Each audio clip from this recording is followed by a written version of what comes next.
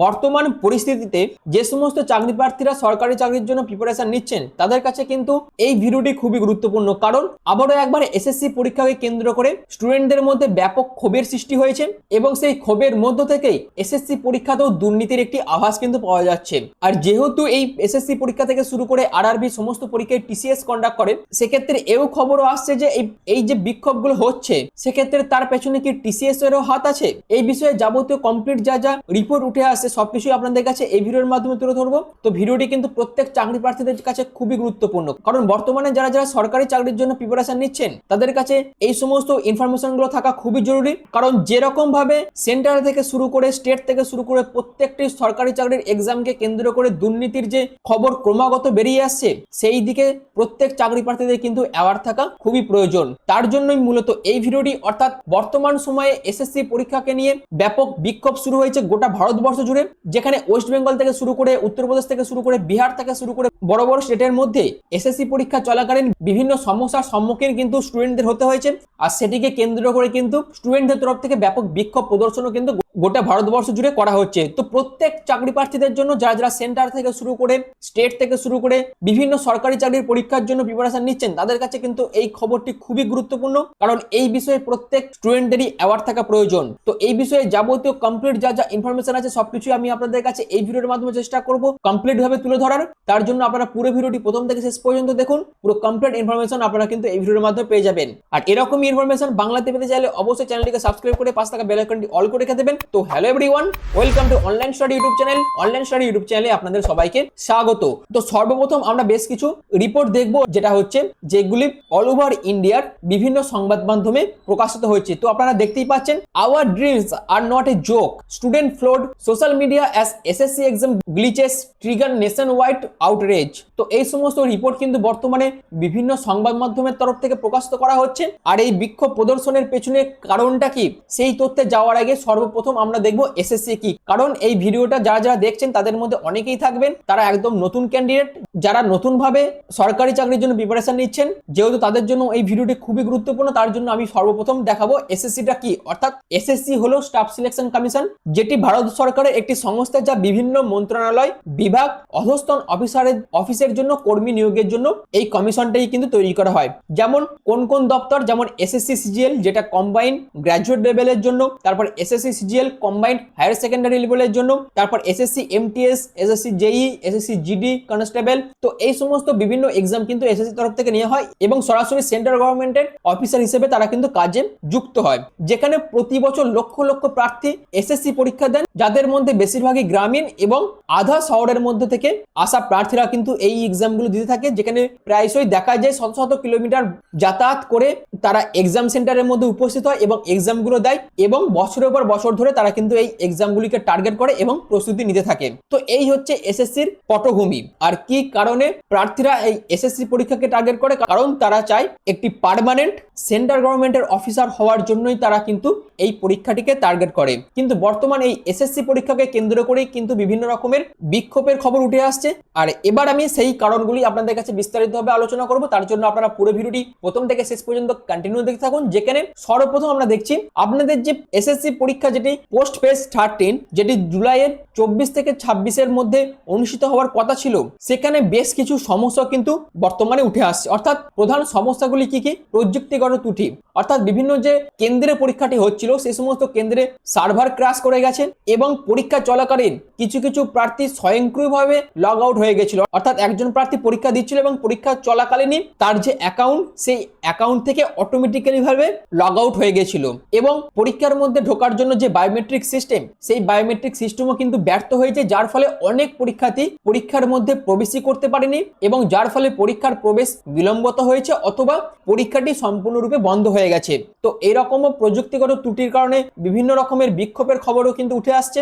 এছাড়াও বিনা নোটিশে পরীক্ষা বাতিল করা হয়, অর্থাৎ যেখানে প্রায় 500 থেকে 1000 কিলোমিটার দীর্ঘ পথ অতিক্রম করে স্টুডেন্টরা এক্সাম সেন্টারে পৌঁছেছেন এবং তারপরই তারা জানতে পেরেছেন যে তাদের পরীক্ষা বাতিল করা হয়েছে এবং এই বাতিল করার খবর আগে থেকে তাদেরকে কোনো SMS বা ইমেলের মাধ্যমেও জানানো হয়নি। তো এটিকে কেন্দ্র করেও কিন্তু স্টুডেন্টদের তরফ থেকে বিক্ষোভ প্রদর্শন করা হয়। এর পরবর্তীতে আসবো কেন্দ্রগুলিতে অব্যবস্থাপনা, অর্থাৎ কিছু কিছু কেন্দ্র যেমন পবরগঙ্গা এডুকেশন সেন্টার 2 এবং এডুকাসা ইন্টারন্যাশনাল হুবলি, তো এই সমস্ত যে এক্সাম সেন্টারগুলো আছে এবং অল ওভার ইন্ডিয়ার আরো বিভিন্ন যে এক্সাম সেন্টার আছে সেখানে প্রথম এবং সমস্ত শিফটের এক্সাম কিন্তু বাতিল করা হয়েছে এসএসসি তরফ থেকে, যেখানে অতিরিক্ত ভিড়, জলের অভাব, ভাঙা সরঞ্জাম এবং যে সমস্ত এক্সামিনাররা থাকে তাদের অনুপস্থিত খবর কিন্তু পাওয়া গেছে। আর এই যে সমস্ত শিফটের পরীক্ষা বাতিল করা হয়েছে এসএসসি তরফ থেকে সেই খবরও কিন্তু সেই সমস্ত ক্যান্ডিডেটদের SMS বা ইমেলের মাধ্যমে জানানো হয়নি। এছাড়াও পোর্ট সেন্টার অ্যালটমেন্টের মধ্যে অনেক প্রার্থীকে দূরবর্তী রাজ্যের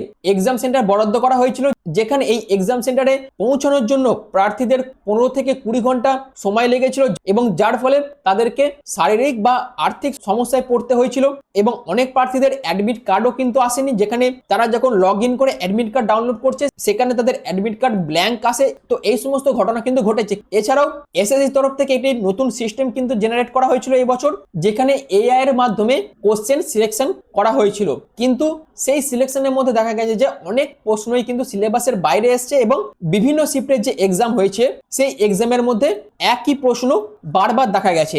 তো এই সমস্ত বিভিন্ন ঘটনা কিন্তু ঘটেছে এক্সামকে কেন্দ্র করে। আর এই সমস্তকে কেন্দ্র করেই বিরোধীদের তরফ থেকে, সমস্ত শিক্ষার্থীদের তরফ থেকে, অর্থাৎ সমস্ত চাকরি প্রার্থীদের তরফ থেকে এই পুরো সিস্টেমটির মধ্যে দুর্নীতি আছে বলে কিন্তু বলা হচ্ছে। তো এই হচ্ছে পুরো বিষয়টা। তো এরপর দেখছি স্কেল অফ দ্য প্রবলেম, অর্থাৎ কোন কোন জায়গাতে এই প্রবলেমগুলো বেশি ঘটেছে, অর্থাৎ উত্তরপ্রদেশ, বিহার, কর্ণাটক, মহারাষ্ট্র, পশ্চিমবঙ্গ, তেলেঙ্গানা মতো রাজ্যগুলিতে হাজার হাজার প্রার্থীকে কিন্তু এই সমস্ত প্রবলেমের সম্মুখীন হতে হয়েছে, যেখানে এই প্রবলেমগুলিকে বা এই সমস্ত ঘটনাকে কেন্দ্র করে সোশ্যাল মিডিয়ায় কিন্তু হ্যাশট্যাগ ট্রেন্ডিংও চলছে, যেখানে হ্যাশট্যাগ SSC ভেন্ডার ফেলিয়ার, তারপর হ্যাশট্যাগ SSC মিসম্যানেজমেন্ট, তারপর হ্যাশট্যাগ SSC এক্সাম ক্যান্সেল, তারপর হ্যাশট্যাগ SSC রিফর্ম, এই সমস্ত ট্রেন্ডিং হ্যাশট্যাগ কিন্তু সোশ্যাল মিডিয়ার মধ্যে চলছে, যেটা কিন্তু উচিত। কারণ একজন পরীক্ষার্থী পরীক্ষা দিতে যাচ্ছে, যেখানে এসএসসির প্রধান কর্তব্য ছিল যে সুন্দরভাবে একটি পরীক্ষা কন্ডাক্ট করা, আর সেটিকে কন্ডাক্ট করতে কিন্তু এসএসসি ব্যর্থ হয়েছে এবং স্টুডেন্টরা কিন্তু বিভিন্ন সমস্যার সম্মুখীন হয়েছে। তো এই হচ্ছে বর্তমান পরিস্থিতি। তো এরপর আমরা দেখব শিক্ষার্থীদের প্রতিক্রিয়া, রাগ ও হতাশা, অর্থাৎ সোশ্যাল মিডিয়ার মাধ্যমে আমরা দেখেছি যেখানে পরীক্ষার্থীরা যখন এক্সাম দিতে গিয়েছিলেন তারা দেখতে পেয়েছিলেন যে তাদের যে মেন গেট সেটা বন্ধ ছিল এবং সেটিকে কেন্দ্র করে বিশৃঙ্খলা সৃষ্টি হয় এবং তার ভিডিও তারা রেকর্ড করেন এবং তারা সেটিকে কেন্দ্র করে টুইটও করতে থাকেন এবং এসএসসির এই ব্যর্থতার সাথে নির্বাচনের সুস্থ পরিচালনার তুলনা করা হয়েছে, যেখানে ভারত যদি একদিনে জাতীয় নির্বাচন করতে পারে কিন্তু একটিও অনলাইন এসএসসি পরীক্ষা পরিচালনা করতে পারে না। তো এই সমস্ত মন্তব্য কিন্তু স্টুডেন্টদের তরফ থেকে সোশ্যাল মিডিয়ায় কিন্তু তোলা হচ্ছে। এছাড়াও মানসিক ও আর্থিক ক্ষতিও কিন্তু স্টুডেন্টদের হয়েছে, যেখানে দরিদ্র পরিবারের শিক্ষার্থীরা যাতায়াত, থাকা এবং খাবারের জন্য 5,000 থেকে 10,000 টাকা খরচ করেছে বলে তারা কিন্তু জানান এবং কেউ কেউ গুরুত্বপূর্ণ পারিবারিক অনুষ্ঠান মিস করার কথা অথবা পরীক্ষায় অংশগ্রহণের জন্য টাকা ধার করারও কিন্তু কথা শেয়ার করেছেন সোশ্যাল মিডিয়াতে। এছাড়াও মানসিক ক্লান্তি তো আছেই এই সবের মধ্যে, যেখানে বছরের পর বছর ধরে প্রস্তুতি নেওয়া প্রার্থীরা এই এসএসসি পরীক্ষার সিস্টেমের উপর তারা আস্থা হারাচ্ছেন, আবার কেউ কেউ এটিকে সরকারি অবহেলার মানসিক হয়রানির সাথেও কিন্তু তুলনা করছেন। তো এই সমস্ত প্রতিক্রিয়া কিন্তু শিক্ষার্থীদের তরফ থেকে উঠে আসছে, যে বিষয়ে আমি আপনাদের কাছে বিস্তারিত তথ্যগুলো তুলে ধরলাম। আশা করি এই পর্যন্ত আপনাদের কাছে পুরো বিষয়টা ক্লিয়ার করতে পেরেছি। এরপর আসি এই পুরো বিষয়টার পেছনের কি কারণ থাকতে পারে সেই দিকে, অর্থাৎ যে রিপোর্টটি ইন্ডিয়া টুডেতে উঠে এসেছে, যেখানে বলা হচ্ছে যে এসএসসি এক্সামকে কেন্দ্র করে এই যে ক্যাওস পরিস্থিতি সৃষ্টি হয়েছে, অর্থাৎ যে বিক্ষোভ প্রদর্শন করা হচ্ছে, তার পেছনে কি টিসিএস এর হাত থাকতে পারে? এটিও কিন্তু বিরাট বড় একটি দিক, যেটি নিয়েও আলোচনা করা কিন্তু আমাদের প্রয়োজন। অর্থাৎ এর মূল কারণ কি? সেটা হলো ভেন্ডার মিসম্যানেজমেন্ট, অর্থাৎ এসএসসি পরীক্ষার কার্যক্রম বর্তমানে একটি বেসরকারি সংস্থাকে দেওয়া হয়েছিল, যেটা হচ্ছে এডুকেটিভ কেরিয়ার টেকনোলজিস প্রাইভেট লিমিটেডকে কিন্তু দেওয়া হয়েছিল, যা একটি বেসরকারি সংস্থা। আর এই সংস্থাটি স্বনির্ভরযোগ্য সফটওয়্যার এবং সার্ভার অবকাঠামো নিশ্চিত করতে ব্যর্থ হয়েছিল, কিন্তু এই কোম্পানিটি এর আগে এত বিশাল প্রতিযোগিতামূলক পরীক্ষা কন্ডাক্ট করেনি, যদি করেও থাকে তার কোনো প্রমাণিত রেকর্ডও কিন্তু ছিল না। আর এটিকে কেন্দ্র করে কিন্তু বিভিন্ন প্রশ্নের প্রশ্নের সম্মুখীন এসএসসি কে হতে হয়েছে। তো কেন এই কোম্পানিটিকে এই এসএসসি পরীক্ষা কন্ডাক্ট করার দায়ভার দেওয়া হয়েছিল সেই বিষয়ে এসএসসি তরফ থেকে কিন্তু কোনো রকম সঠিক অ্যান্সার উঠে আসেনি। এর পেছনে দুর্নীতির একটা ছক আছে বলে স্টুডেন্টদের তরফ থেকে বলা হচ্ছে। তো এরপর আসবো ল্যাক অফ অ্যাকাউন্টেবিলিটি অর্থাৎ জবাবদিহিতার অভাব, যেখানে এসএসসি তরফ থেকে এই যে পরীক্ষাগুলোকে কেন্দ্র করে এত বিক্ষোভ প্রদর্শন হয়েছে, সার্ভার ক্র্যাশ হয়েছে, এক্সাম সম্পূর্ণরূপে বাতিল করা হয়েছে, এক্সাম শিফট বাতিল করা হয়েছে। তো এই সমস্তকে কেন্দ্র করে যে এক্সামটিকে বাতিল করা হবে বা এক্সামের পুনঃসূচি সম্পর্কে এসএসসি তরফ থেকে শিক্ষার্থীদের কাছে এখনো পর্যন্ত কোনো রকম কোনো স্পষ্ট বার্তা কিন্তু যায়নি। এছাড়াও ঘটনাস্থলে কোনো জরুরি হেল্প ডেস্ক বা অভিযোগ প্রতিকার ব্যবস্থা কিন্তু এসএসসি তরফ থেকে করা হয়নি।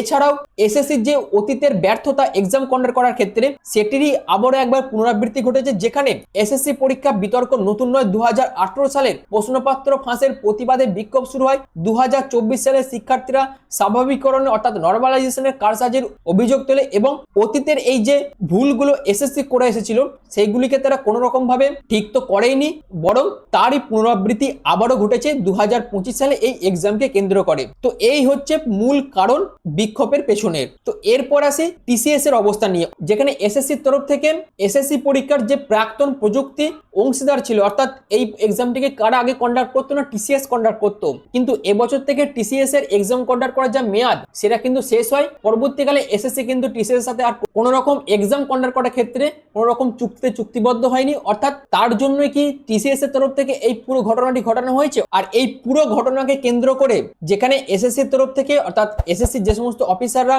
আছেন তাদের তরফ থেকে ডাইরেক্ট টিসিএস এর অফিসারদের উপর কিন্তু অভিযোগ করা হয়েছে যে তারা পরীক্ষার দিন বাধা সৃষ্টি করার জন্য তাদের যে এমপ্লয়ি আছে তাদের উপর চাপ প্রয়োগ করেছিলেন।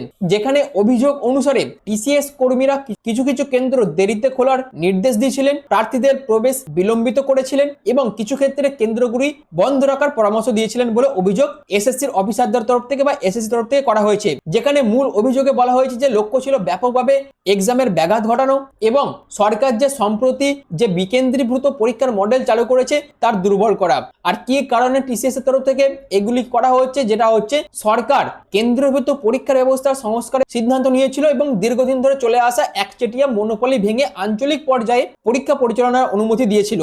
আর যেখানে বছরের পর বছর ধরে এসএসসি পরীক্ষা পরিচালনা করে আসে, সেক্ষেত্রে টিসিএস এই পুরো প্রক্রিয়াটার তার যে একচেটিয়া চুক্তি সেটাকে কিন্তু হারিয়েছিল। আর এসবের কারণেই সরকারের যে এই যে মডেল ছিল সেটিকে দুর্বল করার জন্য টিসিএস তরফ থেকে এই ঘটনাগুলি ঘটানো হয়েছে বলে অভিযোগ করা হয়েছে। কিন্তু নতুন যে ব্যবস্থা নিয়ে আসা হয়েছিল তার লক্ষ্যই ছিল যে আরো স্বচ্ছতা, দ্রুত প্রক্রিয়াকরণ এবং আরো ভালোভাবে তদারকি আনা। কিন্তু সাম্প্রতিক বিশৃঙ্খলা, যার মধ্যে কেন্দ্রগুলির এক্সামিনারদের অনুপস্থিতি, অকার্যকর সিস্টেম এবং যোগাযোগের অভাব, এই সমস্ত দিককে কেন্দ্র করে যে সমস্ত প্রতিবেদন প্রকাশ করা হয়েছে তা কার্যকরকরণ নিয়ে সন্দেহ কিন্তু প্রকাশ করা হয়েছে। তো এই হচ্ছে পুরো বিষয়টা। আশা করি আপনাদের কাছে এই পর্যন্ত ক্লিয়ার করতে পেরেছি। এরপর আসি রাজনৈতিক প্রতিক্রিয়া, অর্থাৎ রাহুল গান্ধী মোদী সরকারকে নকরি মাফিয়া বলে চালানোর অভিযোগ এনে স্বাধীন তদন্তের আহ্বান জানিয়েছেন এবং দাবি করেছেন যে এটি রাজ্য জুড়ে পেপার লিক থেকে অর্থাৎ কোশ্চেন পেপার লিক থেকে শুরু করে কর্মসংস্থানের জালিয়াতি থেকে শুরু করে একটি বৃহত্তর প্যাটার্নের অংশ, অর্থাৎ এই পুরো বিষয়টির পেছনে যে একটি বিরাট বড় দুর্নীতি লুকিয়ে আছে সেটিকেই কিন্তু উপস্থাপন করা হয়েছে রাহুল গান্ধীর তরফ থেকে। আর রাহুল গান্ধীর এই বক্তব্যের পরে বিজেপির তরফ থেকেও কিন্তু প্রতিক্রিয়া উঠে এসেছে, অর্থাৎ বিজেপির তরফ থেকে এই বক্তব্যে বলা হয়েছে যে এসএসসি যেহেতু একটি স্বায়ত্তশাসিত সংস্থা এবং যদি কিছু প্রবলেমও থেকে থাকে এবং সেগুলিকে সংশোধন করার জন্য সংশোধনমূলক প্রয়োজনীয় পদক্ষেপও কিন্তু নেওয়া হচ্ছে, সেই বিষয়ে বিজেপির তরফ থেকে প্রতিক্রিয়া উঠে আসছে। আর এই দিককে কেন্দ্র করে যুবকদের মধ্যে যে অশান্তি সৃষ্টি হয়েছে তার মধ্যে আসন্ন নির্বাচনে ভোটারদের মূল ভিত্তি হিসেবে বিবেচিত উচ্চাকাঙ্ক্ষী মধ্যবিত্ত এবং বেকার যুবকদের উপর এর প্রভাব পড়ার কারণে বিষয়টি রাজনৈতিকভাবে কিন্তু আলোড়ন সৃষ্টি করেছে। আশা করি এই ব্যাপারটা আপনাদের কাছে ক্লিয়ার করতে পেরেছি। এরপর আসি এরপর কি হবে, অর্থাৎ এসএসসি ঘোষণা করেছে যে কিছু বাতিল কেন্দ্রের পরীক্ষা 28 জুলাইয়ের পর থেকে কিন্তু রিশিডিউল করা হবে। প্রার্থীদের নতুন পরীক্ষার তারিখ সম্পর্কে এসএমএস ইমেলের মাধ্যমে জানানো হবে। কিন্তু এসএসসির এই ঘোষণার পর থেকেই এসএসসির উপর শিক্ষার্থীদের তরফ থেকে দাবি তোলা হয় যে তারা যে এক্সামের জন্য যে যাতায়াত করেছিল তার জন্য যে খরচ হয়েছিল সেটাকে তাৎক্ষণিক বা সম্পূর্ণ ফেরত দেওয়া যাতে এসএসসি তরফ থেকে হয় সেই বিষয়ে কিন্তু দাবি তোলা হয় এবং এসএসসি এবং এডুকেটির পক্ষ থেকে আনুষ্ঠানিকভাবে ক্ষমা চাইতে বলা হয় স্টুডেন্টদের কাছে এবং পুরো সিস্টেমের মধ্যে যাতে স্বচ্ছ স্বাভাবিকরণ নীতি যাতে এসএসসি নিয়ে আসে সেদিকেও কিন্তু দাবি তোলা হয় এবং যে সমস্ত ভেন্ডার কোম্পানিগুলি এই এক্সামটি কন্ডাক্ট করেছিল তাদের তাদেরকে তালিকাভুক্ত করা এবং তাদের উপর তদন্তের নির্দেশ দেওয়া হয় সেই বিষয়েও শিক্ষার্থীদের তরফ থেকে দাবি তোলা হয়। এছাড়াও ক্ষতিগ্রস্ত শিক্ষার্থীদের জন্য ভবিষ্যতের প্রচেষ্টায় ক্ষতিপূরণ এবং শিথিলতা যাতে নিয়ে আসা হয় সেই দিকেও কিন্তু শিক্ষার্থীদের তরফ থেকে দাবি তোলা হয়। তো এই সমস্ত দাবিগুলো কিন্তু শিক্ষার্থীদের তরফ থেকে তোলা হয়েছে এবং এসএসসিও তার মতন করে ঘোষণা কিছু করেছে। তো এরপর আমরা যদি দেখি তুলনামূলক প্রসঙ্গ, অর্থাৎ ভারতবর্ষে যে সমস্ত সরকারি এক্সামগুলো হয়, যেটা স্টেটই হোক বা সেন্ট্রালই হোক, সেইখানে কিন্তু বর্তমানে দুর্নীতি একটা কমন ফ্যাক্টর হয়ে দাঁড়িয়েছে। কারণ কোনো পরীক্ষায় স্বচ্ছভাবে কোনো সরকারি কিন্তু কন্ডাক্ট করতে পারছে না, যেখানে একমাত্র ইউপিএসসির মধ্যেই ট্রান্সপারেন্ট, পেপার বেসড এবং স্মুথ ভাবে যে একটি এক্সাম কন্ডাক্ট হয় সেটা হচ্ছে একমাত্র ইউপিএসসি।